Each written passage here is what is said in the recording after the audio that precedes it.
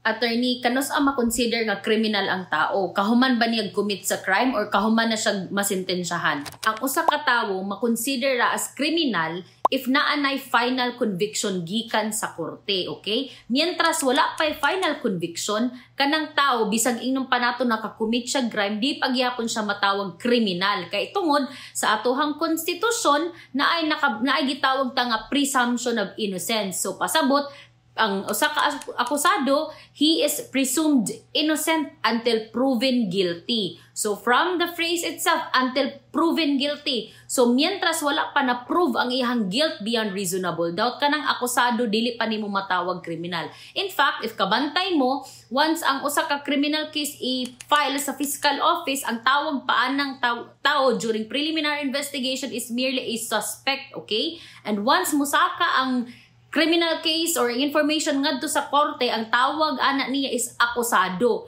Matawag na siyang convict if naanay final conviction. So bisa pag na-caught in the act siya or caught in flagrante delicto, dili paghihapon siya matawag kriminal, okay? But akusado paghihapon kay tungod is presumed siya innocent until proven guilty, okay? So I hope that's clear, and that's it for Let's Talk Legal with Attorney Zai.